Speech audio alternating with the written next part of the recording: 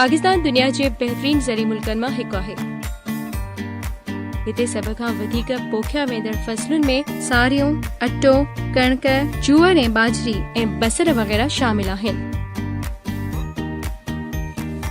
पाकिस्तान में पोखियूं वेंदड़ बहितरीन भाॼियूं न सिर्फ़ पाकिस्तान में पर ॿियनि मुल्कनि में बि मोकिलियूं वेंदियूं आहिनि। पाकिस्तान जे मुख़्तलिफ़ इलाइक़नि जी ज़रख़ेज़ मिट्टी, दरिया ऐं ढंढनि जो वहंदड़ पाणी फसलुनि जी वाध वेझ में मदद कंदा आहिनि। अहमद जे ॻोठ में बि बहितरीन भाॼियूं पोखियूं वेंदियूं आहिनि ऐं हू पंहिंजे वालिद जी मदद बि कंदो आहे। हिन साल बसर जी फसल मां तक़रीबन 57,984 किलोग्राम बसर पैदा थियो, जंहिंखे ॿियनि मुल्कनि में मोकिलियो या एक्सपोर्ट कयो वियो। बसर खे बैग्स में बंदि करे मोकिलियो वेंदो आहे। हर हिकु बैग में 24 किलोग्राम बसर पैक कया वेंदा आहिनि। जेकॾहिं अहमद वटि 57,984 किलोग्राम बसर आहिनि ऐं 24 किलोग्राम बसर हिकु बैग में पैक करणा आहिनि त असांखे घणा बैग्स खपंदा, इहो ॼाणण लाइ असांखे डिविजन करणी पवंदी। 57,984 खे असां 24 सां डिवाइड कंदासीं, छाकाणि त 24 2 डिजिट नंबर आहे ऐं 57,984 में पहिरियों 5 डिजिट आहे त असां 57 खे पहिरीं हल कंदासीं। अचो त ॾिसूं 24 जे टेबल में 57 अचे थो या वरी ॿियो को वेझो नंबर।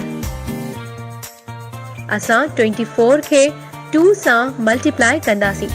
2 टाइम्स 24 48 हूंदा आहिनि ऐं 3 टाइम्स 24 72 थींदा त असां 57 खे 2 टाइम्स 24 सां हल कंदासीं, जेकी 48 थींदा। 57 मां 48 खे माइनस कंदासीं त असां वटि 9 बचंदा।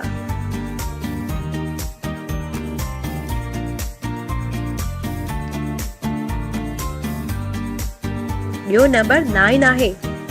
इहो हाणे हेठि ईंदो ऐं हाणे इहो 99 थी वेंदो। इन खे हल कंदासीं।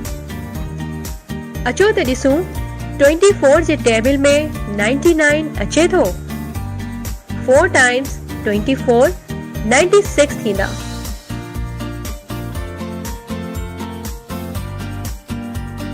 ऐं 5 टाइम्स 24 120 थींदा।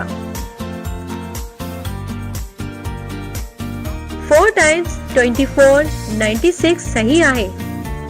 असां हाणे वधीक हल कंदासीं। 99 मां 96 माइनस कयो त 3 बचंदा। 9 माइनस 9 0 थींदा।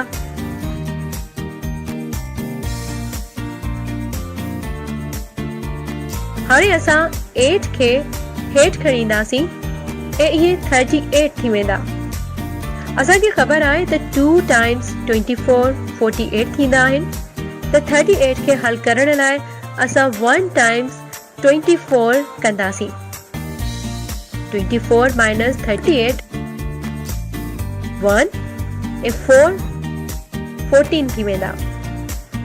हाणे असां आख़िरी 4 डिजिट खे हेठि लिखंदासीं ऐं 144 खे हल कंदासीं। 6 टाइम्स 24 करे ॾिसूं था। 6 टाइम्स 24 144 थींदा। हाणे ही सॉल्व थी वियो, यानी 6 टाइम्स 24 144 ऐं 144 माइनस 144 0 थी वेंदो। त हाणे असांखे इहा ख़बर पई त अहमद खे 2416 बैग्स जी ज़रूरत आहे। अहमद जी ॿनीअ में बसरनि खां सवाइ टमाटा बि थींदा आहिनि। हिन साल जेके टमाटा एक्सपोर्ट थींदा उन्हनि जो तादाद 35,840 किलोग्राम आहे। हिकु दॿे या बॉक्स में 35 किलोग्राम टमाटा विधा वेंदा त जीअं टमाटनि खे पैक करे सघिजे। 35,840 किलोग्राम टमाटनि खे दॿनि में बंदि करणो आहे। ऐं हर दॿे में 35 किलोग्राम टमाटा पैक थींदा। इहो ॼाणणु ज़रूरी आहे त अहमद खे केतिरा बॉक्सेस खपंदा। असां 35,840 खे 35 सां डिवाइड कंदासीं। वीडियो खे पॉज़ कयो ऐं 35,840 खे 35 सां डिवाइड कयो। त छा तव्हां कोशिश कई? अचो त ॾिसो ही कीअं सॉल्व थींदो।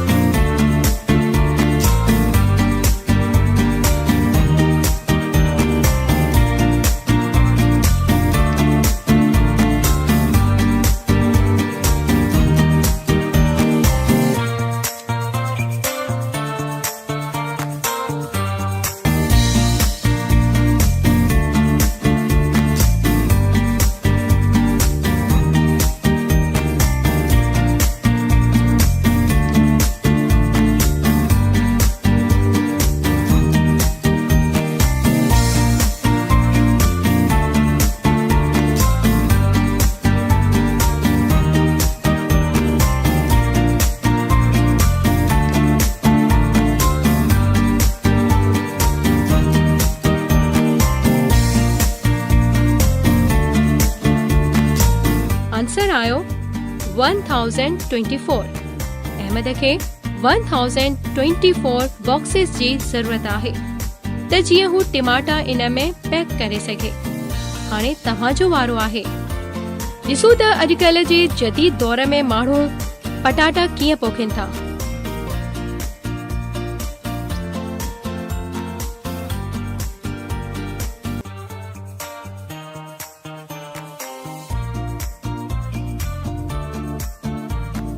वाह वाह, तमाम बहतरीन।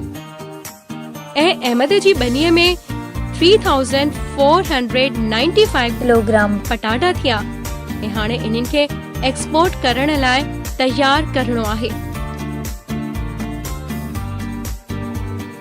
हिक बैग में 15 किलोग्राम पटाटा पैक कया वेंदा आहिनि। हाणे तव्हां ॿुधायो त 3,495 किलोग्राम पटाटा पैक करण लाइ अहमद खे केतिरा बैग्स खपंदा? हाणे असां 3,495 खे 15 सां डिवाइड कंदासीं। शाबाश, हाणे तव्हां कोशिश कयो। वीडियो खे पॉज़ कयो ऐं 3,495 खे 15 सां डिवाइड कयो। यानी अहमद खे पटाटा पैक करण लाइ 233 बैग्स जी ज़रूरत आहे। तमाम सुठी कोशिश हुई। शाबाश।